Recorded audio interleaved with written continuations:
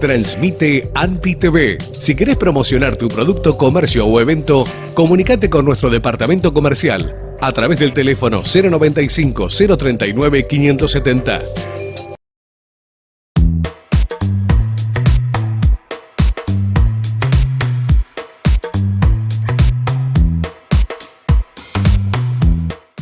Aquí comienza otro espacio más de Elecciones Nacionales 2024. Quedan muy pocas horas para llegar ya al próximo 27 de octubre, donde la ciudadanía de nuestro país comparecerá ante las urnas. Estamos emitiendo justamente otro espacio para que usted conozca a otro de los candidatos aquí en nuestro programa.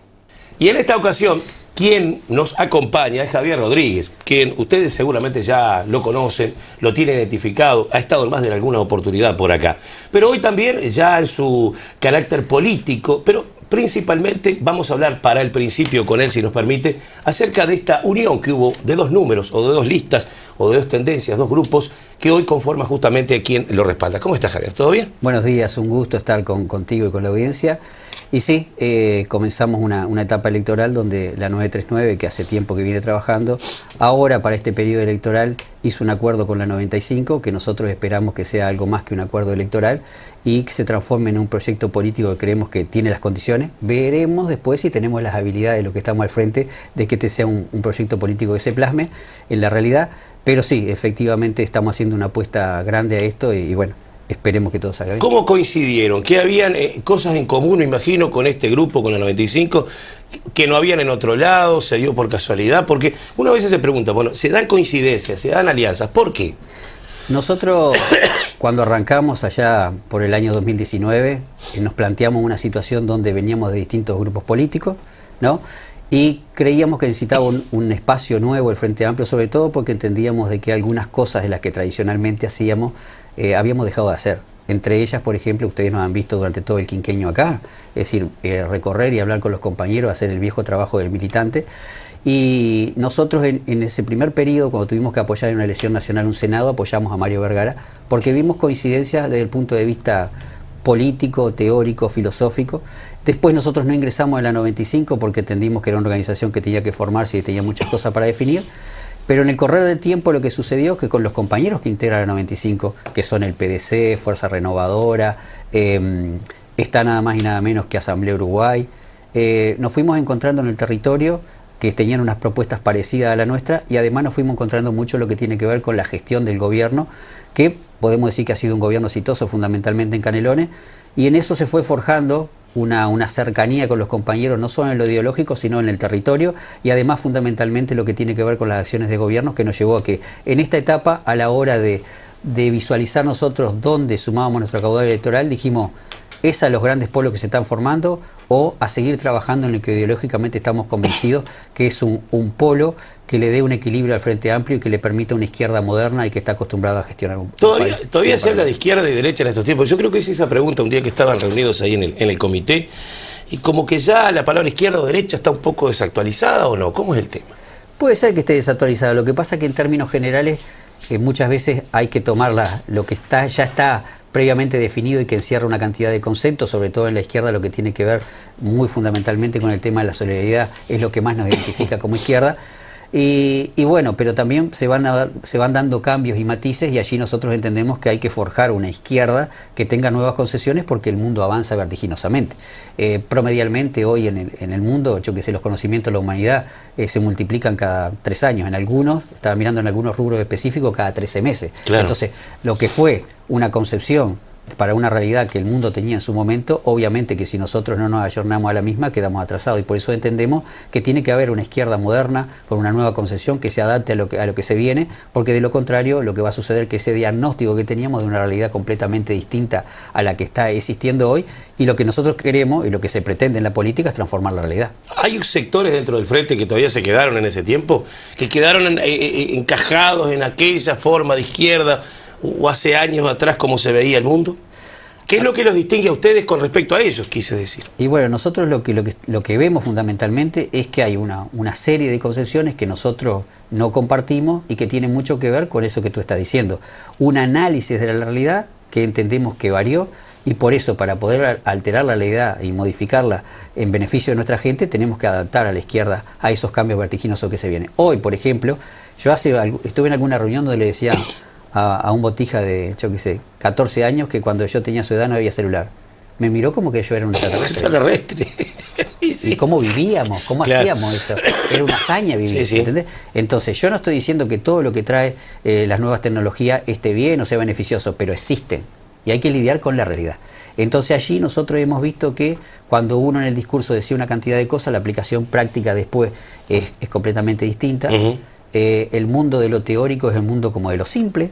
Claro. ¿No? Porque yo, por ejemplo, lo que debería ser. Hoy estoy contigo en una entrevista acá, ¿no? Yo capaz que pude haber soñado anoche que estaba contigo en la entrevista.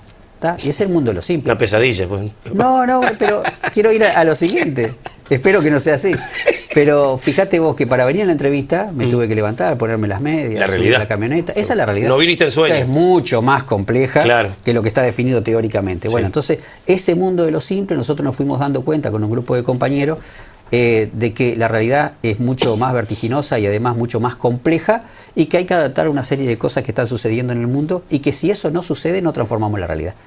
Javier, en ese tenor, por ejemplo, ¿hoy se puede defender los regímenes de Cuba y de Venezuela, por ejemplo? A mi entender, no. Yo no soy partidario de ningún sistema. Ahí hay matices, por ejemplo, con otros que integran el frente, obviamente, ¿no? Yo no tengo ningún tipo de duda. Es decir, en ese sentido, nosotros entendemos que ningún régimen que exista, que no esté el individuo en el centro, sobre todo tomando en consideración, cuando digo el centro, la libertad de expresión.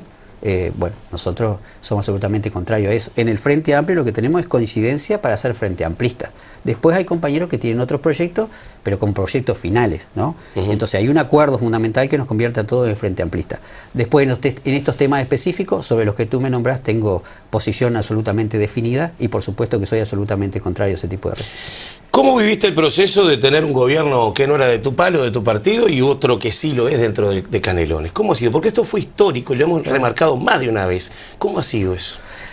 Es un tema complejo porque en definitiva lo primero que nos sucedió es que 25 millones de dólares que teníamos como presupuesto que se venía por un nuevo rediseño entre las intendencias desapareció, lo cual significa... No vino más. No vino más, lo que significa que automáticamente nos cortaron recursos. Pero por suerte lo que sucedió, no solo por el liderazgo del compañero Yamandú Orsi, que sí fue una cosa absolutamente valiosa, sino por el hecho de que nosotros habíamos sentado las bases como para poder lidiar con esta situación, pudimos seguir adelante. Después tuvimos que apelar a algunas herramientas financieras que por suerte el mercado tiene la suficiente confianza como para poder otorgárnosla y pudimos cumplir una situación que obviamente fue distinta a la forma que se comportó el Frente Amplio con las intendencias. Y ellos lo decían abiertamente. Está bien, pero nosotros somos distintos. Ahí va. Una evaluación de este gobierno a nivel nacional, ¿en qué acertó, en qué no? ¿Cuáles son las diferencias que tienes así personalmente con lo que fue la actitud del gobierno? Entre otras cosas, con una pandemia para arrancar nomás, como primer plato. Sí, obviamente que nadie puede negar que existió una pandemia, ni los elementos que ellos ponen como atenuantes con respecto a lo que no se pudo hacer, pero evidentemente de las cosas que prometieron, las que realizaron, hay un abismo. Un abismo. Y creo que aquí la principal diferencia es que nosotros siempre en el centro de nuestras políticas tenemos a las personas y ellos a lo que denominaron los mayadores.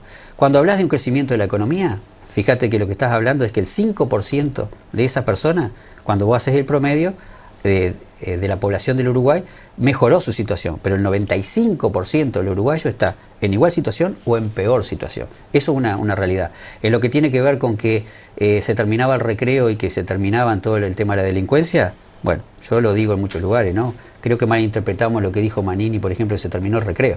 Era como me decía la maestra a mí, se terminó el recreo, todos para adentro, muchachos.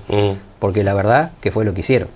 Y eso es una realidad objetiva. Cuando dijeron que íbamos a tener la nafta más barata de la región, bueno, creo que quedó claro y que no van a subir los impuestos. Todo eso no se cumplió. Bueno, ni que hablar de que iban a hacer el ministerio en Casaballo, cosas por el estilo.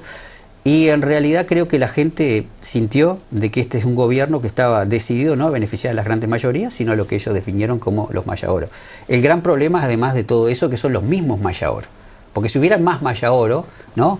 Ese famoso derrame del que hablaba, pero estamos hablando de un país que ahora estamos en un cruce de camino absoluto. Porque lo que estábamos hablando al principio, el avance de la tecnología va a llevar a que quede mucha gente por el camino si nosotros no tomamos medidas. Y esto de tener 1 millón de hectáreas de árboles, 1 millón de hectáreas de soja, plantar arroz y tener vacas en los campos, es un sistema que va a perimir, porque en definitiva si todo eso además le aplicas tecnología y no le agregas valor, va a quedar mucha más gente por el camino. Por eso es lo que habla el compañero Yamandu Orsi permanentemente, de tener políticas de Estado y un proyecto país.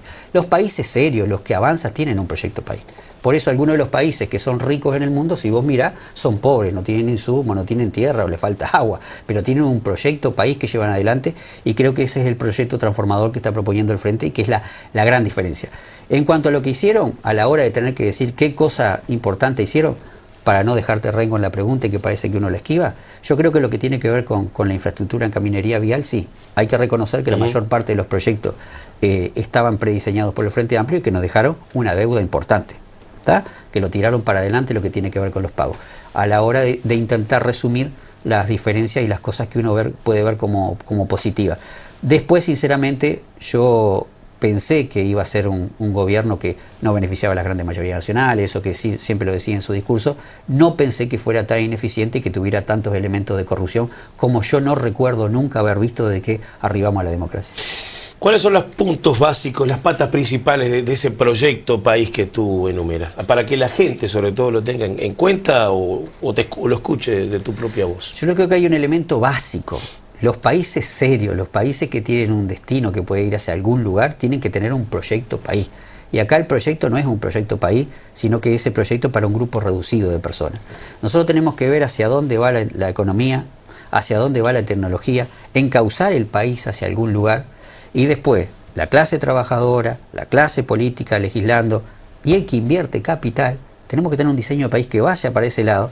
Y de todas formas la tecnología te va a dejar gente de lado, y allí tenemos que reflotar para que esa gente no quede por fuera de este proyecto, lo que tiene que ver con el INEFOP, pero un INEFOP que permita ese reciclaje de las personas, que lo incluya en este proyecto que tenemos que tener predefinido. Recién te ponía algún ejemplo, pero vos fijate que, por ejemplo, grandes productores de alimentos, como yo que sé, Holanda no tiene tierra, o alguno de la locomotora alemana en lo que tiene que ver con la industria no tiene insumos, pero tienen un proyecto de país. Entonces, lo que tiene que quedarle claro a la ciudadanía es que este país, en la situación en la que está en un punto de inflexión donde si no toma estas decisiones de tener un proyecto país, y el único que lo ofrece en su programa, y se puede leer, por más que digan que no sé, que no existe, hace meses que lo tenemos colgado en la web, ¿no? Establece claramente hacia dónde va y qué rumbo queremos poner. No es de parche, no es de agarrar el presupuesto y decir, este 3% que ellos lo pusieron acá, nosotros lo ponemos acá. No. Este país hay que rediseñarlo, profundizar lo que tiene de bueno, seguir para adelante con él. Pero obviamente que tenés algunos problemas estructurales que si no tomamos ahora la decisión, y también va en el sentido de la seguridad, no tomamos la decisión de tomar las medidas ahora, después va a ser muy difícil de revertir. Antes de hablar de las papeletas que están en juego también el domingo, quisiera tocarte el tema de la vivienda, porque entre otras cosas, este actual gobierno de alguna manera saca la bandera que gracias a la LUC permitió, por ejemplo, la llegada masiva, digamos, por ejemplo, de Mevir a estas localidades, y hoy se ha cristalizado hace pocas horas. ¿Qué concepción tienen ustedes del tema vivienda como agrupación? La vivienda evidentemente es una de las carencias que tiene este país, es un déficit, y creo que en definitiva para las necesidades del país todos los gobiernos lo hemos incumplido, ¿no? Creo que hay una necesidad. Es un debe general. Que es un debe general, y bueno, nos toca una cuota aparte de responsabilidad, y hay que decirlo porque uno tiene pretensiones de hacer determinadas cosas, hay objetivos que no se cumplieron un 100%, y a mi entender ese es uno de ellos. Mevir es uno de los grandes proyectos nacionales que existen en este país desde hace muchísimos años. ¿Ves? Ahí tenés una política clara de Estado, de las que hay que llevar adelante.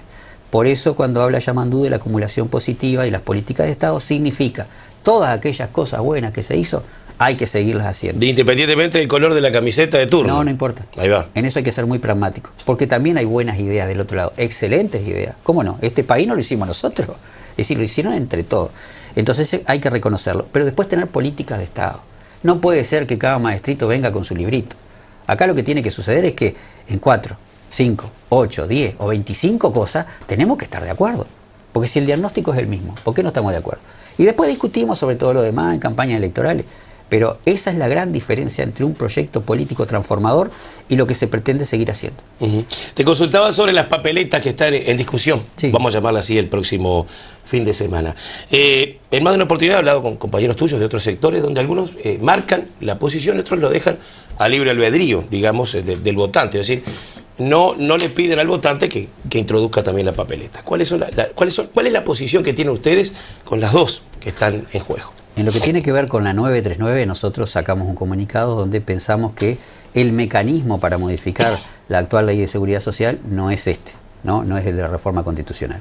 Después también los compañeros de la 95 tienen la misma posición.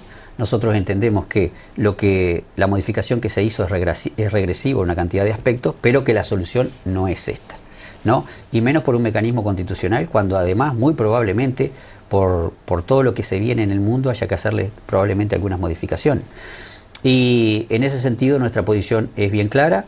Entendemos que no es el mecanismo a través del cual se solucionan estos problemas y no vamos a apoyar nosotros lo que tiene que ver con el referéndum a favor de la modificación de la seguridad social, lo cual no quiere decir que estemos a favor con la ley actual. Nosotros nos afiliamos a lo que plantea el Frente Amplio. El Frente Amplio plantea que esta ley que existe, modificarla a través de un enorme diálogo social donde estén todas las partes involucradas y donde el costo de esta reforma no lo paguen siempre los mismos que son los que tienen menos. Javier, y con respecto a la otra papeleta, el tema de los allanamientos, ¿cuál es la posición que tienen para que quede bien claro? Ahí nosotros no nos expedimos, no tenemos un prejuicio a priori con el tema de los allanamientos. Lo que decimos es que no se puede blandir esta bandera diciendo que en definitiva es la gran solución, ¿no? Acá tenemos un problema estructural y que tiene que ver con que el principal problema no es el allanamiento nocturno. El principal problema es que acá ingresó el narcotráfico, ¿no?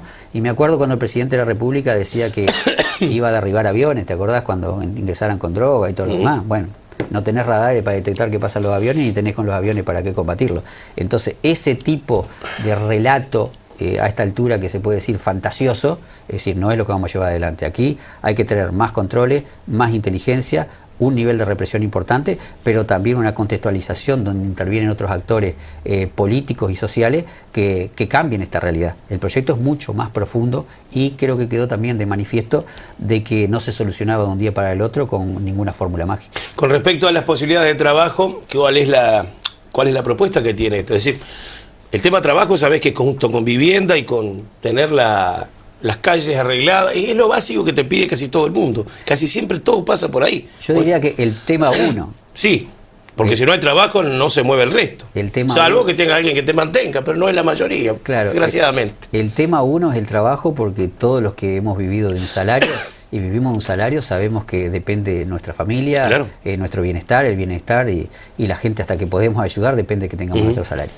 Entonces, en ese sentido, nosotros queremos y tenemos un proyecto transformador que tiene que ver con justamente lo que te decía, intentar que el país tenga otra visión con respecto a estos temas y que podamos lograr inversiones de magnitudes significativas como para generar nuevas fuentes de trabajo.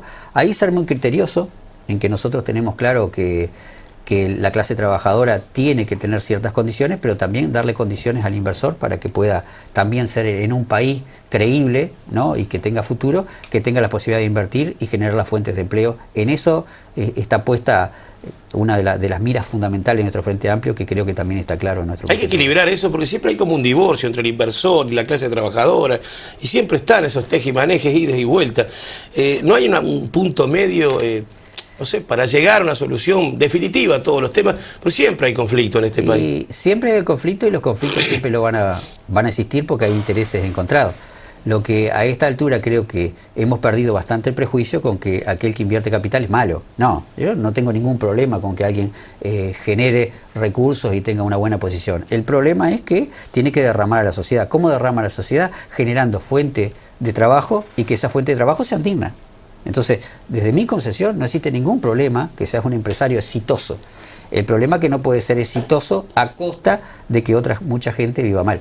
Esa es la gran diferencia, que creo que estamos en ese proceso de transición y de maduración de una serie de conceptos que obviamente también responden a muchos de los conceptos que actualmente rigen en estos aspectos, vienen de otra realidad que me parece que en algún aspecto es exprimida. Tú hablabas recién de que en este país viene uno con un librito, después viene a los 5 años viene otro. Por ahí también me hacen acuerdo, claro, el tema de la educación, que también ha sido muy discutido. ¿Cómo ves tú la educación? ¿Qué es la educación para el pueblo, para la gente? ¿Para qué lado se tiene que aportar? ¿Para qué lado se tiene que apuntar incluso también? Bueno, en la educación ahí sí que no queda duda de que si vos mirás la historia del Uruguay, los procesos transformadores hicieron especial hincapié en lo que tiene que ver con la educación. Ahora, ni siquiera existe la posibilidad de no analizarla en un proceso de mejoras del país y de tecnificación del mismo. Por lo cual hay que aspirar a que estén más incluidos nuestros gurises, además que existan más personas con educación terciaria, que es lo que se va a requerir para el mundo que se viene. Pero hay algo que me parece fundamental y que esta reforma no la aborda, y voy a robar una imagen que dio el compañero Yamandú Orsi. Imagínate que vos estás en una dirección de obra y mañana se ocurre que van a hacer un puente, y en ese puente no consultás a los ingenieros. ¿Te parece que va a ser una buena reforma? ¿Que va a ser un buen puente que está realizando? Bueno, acá no podés, por más que puedan haber conflictos y conflictos de intereses, no hacer participar a los ingenieros de educación, que son nada más y nada menos que los docentes. Entonces ya por ahí quedó renga esto. Y cuando nosotros queremos hacer una reforma educativa donde es como el titular, ¿no? Y de ese titular termina emergiendo un candidato a presidente de la República, porque creo que fue lo más resaltable que tuvo esta reforma. Cuando ves en la sustancia te das cuenta que los principales elementos que son preocupantes en la educación no han sido abordados, entre ellos el enorme nivel de ausentismo que hay en este país, y obviamente que esto responde a una multiplicidad de factores que hay que abordar. Pero si uno mira una reforma educativa donde no intervienen fundamentalmente los docentes, bueno, ya estaba condenada al fracaso. Por eso allí hay que apuntar todas las baterías a que también en esto haya un gran acuerdo nacional, y no podemos tener tantas visiones distintas entre 3.444.000 personas. Realmente son de las cosas que te hacen ver que sí, seguimos siendo un país subdesarrollado. ¿Qué es lo que se pone en juego el domingo, este domingo en particular, Javier? Y yo creo que lo que se pone este domingo en juego son dos modelos de país. Un modelo que apunta a un desarrollo y una transformación del Uruguay, y otro modelo que sigue apostando a este proyecto que, a nuestro entender, nunca termina de ser inclusivo, pero además, con la aplicación de los elementos que te decía anteriormente, va a ser cada vez menos inclusivo. Entonces, por eso te decía que estamos en un cruce de camino. Yo sé que es muy difícil darse cuenta cuando uno está en un momento histórico de inflexión, pero bueno, sobre eso es lo que hemos querido hacer reflexionar a la ciudadanía. Va más allá de si te dijeron esto y no lo cumplieron. Va en el sentido de que este proyecto lo que va a llevar es nuevamente 5 años de estancamiento. Pero cuando avanza tan rápidamente la tecnología en el mundo, los conocimientos, estancarse significa ir hacia atrás. Entonces, si nosotros no logramos hacer durante estos 5 años los cimientos para una transformación importante del país, creo que estamos condenados a un país que cada vez va a tener menos oportunidades para la gente joven, y lamentablemente no solo la gente joven que se va. ¿Viste la cantidad de gente joven que deja de tener expectativa, deja de tener esperanza, deja de tener alegría y pierde la vida en cosas tales como el suicidio? No es un tema menor. Cuando no en las adicciones también. Cuando no en las adicciones tocaste un tema que es crucial. Porque es casi morirse en vida. Yo miro a los gurises que tienen 20 años, y yo cuando tenía 20 años, ni siquiera pude haber sido adicto porque no sabía dónde se compraba, no había dónde. Hay un vinito, ahora tengo 60, sí, algún vinito, bueno, alguna cervecita, alguna cosa. Sí. Pero ahora tengo 60 y sé exactamente dónde hay bocas de pasta base, y te ponen como éxito que cerramos, no sé, 100 bocas de pasta base. Bueno, el año que viene va a cerrar 150, el otro va a cerrar 300. El problema no está allí. Eso es lo que te está indicando que hay más cantidad. Por ejemplo, ahora hay muchos más choques que los que había en el año 60. ¿Eso obedece que manejaba mejor la gente en los años 60 o que hay más autos? Hay más autos, hay más tráfico, tránsito. Bueno, entonces los números no mienten, como decía el presidente de un club del que no soy hincha. Los números no mienten, pero los hombres mienten con los números. Ahí va. Bien, ¿ya están mirando de reojo, entre comillas, mayo, el año que viene? De alguna forma, este sector está pensando en las elecciones departamentales. De alguna forma, ¿no? No digo que no estén de cabeza en octubre, lógicamente, pero bueno, el tiempo pasa volando, dijo una azafata. Bueno, te voy a contestar lo políticamente correcto. No estamos pensando en mayo. Pero yo sé que no. Pero a ver, la obligación de las direcciones de todos los sectores políticos es hacer futurología, ver los escenarios posibles, los probables y los deseables. Y evidentemente cuando vos estás en una organización política, que te vaya como te vaya, sabés que te van a apoyar miles de personas, estás obligado a analizar esa situación. El objetivo fundamental de la etapa es el gobierno en octubre. Esto que se creó 95939, por supuesto que tiene una finalidad electoral, pero la finalidad es el triunfo del Frente Amplio. Entonces, en segundo plano está mayo, pero obviamente que, no sé si de reojo o o como quiera llamarle, pero sí, sin ningún lugar a duda es algo que se mira porque también es importante y este es el segundo departamento del país. Los números no mienten, decías tú recién, Javier. Los números dicen que todavía, en caso de que el Frente llegue, vamos a suponer que no gana en primera vuelta y va a una segunda vuelta, ¿está bien claro quién va a ser el rival para usted? ¿Le interesa que sea uno o sea el otro?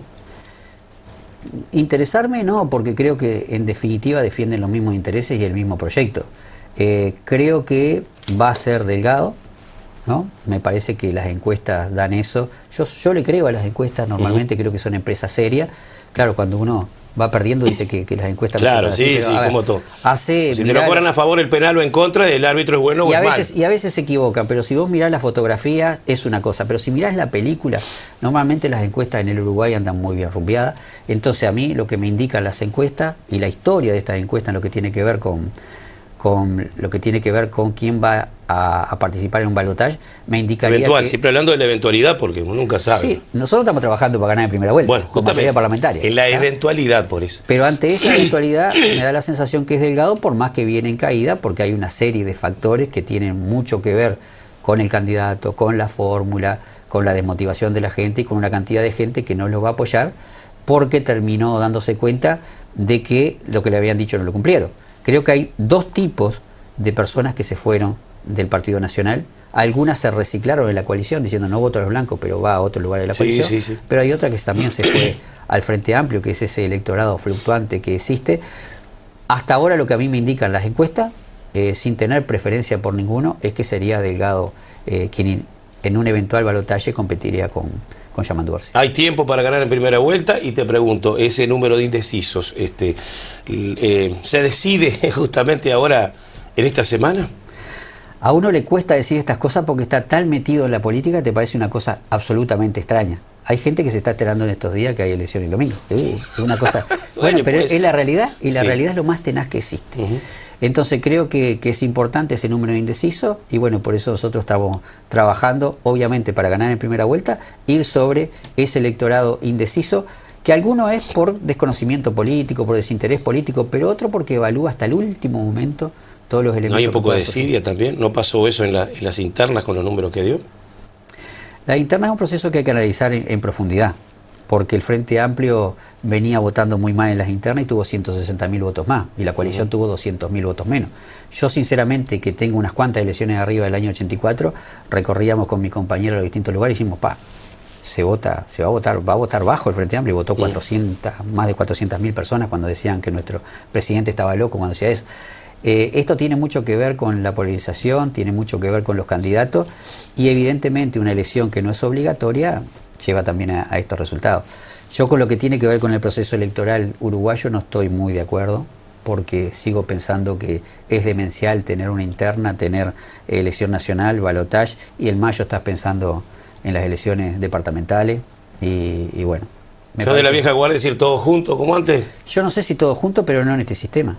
Porque digan lo que digan, estamos 1 año y medio de elecciones y creo que no está bien y que no se merece la ciudadanía. No, nosotros estamos en el gobierno. Sí, estás en el gobierno y todo lo que vos quieras. Pero vamos a decir la verdad, te distrae en cierta medida. Te distrae. Entonces yo no soy partidario de que, vos fíjate, terminamos la interna y arrancamos esta. ¿Tá? Ojalá no haya segunda vuelta, pero si hay segunda vuelta, que también es posible, seguís en otra elección. ¿Y qué? Pasás diciembre cuando querés acordar, enero y estás en otra campaña para mayo. Me parece que es bastante desatinado seguir en este proceso. Si eventualmente tenemos los lugares donde plantearlo, haremos el planteo porque me parece que amerita una modificación y también trae un desgaste no solo a las fuerzas políticas en lo que tiene que ver con los recursos humanos, económicos, sino en la gente que lleva también a esta especie como de desinterés de gente que ves permanentemente en campaña. Bien, Javier, espero que se haya sentido cómodo en esta charla. Un gusto conversar justamente de estos temas de actualidad. Gracias por tu tiempo. La verdad que muy cómodo y siempre un placer estar aquí y te agradezco la oportunidad. Gracias. Entonces, Javier Rodríguez, lista 95939, con nosotros aquí también de cara a lo que será el próximo domingo.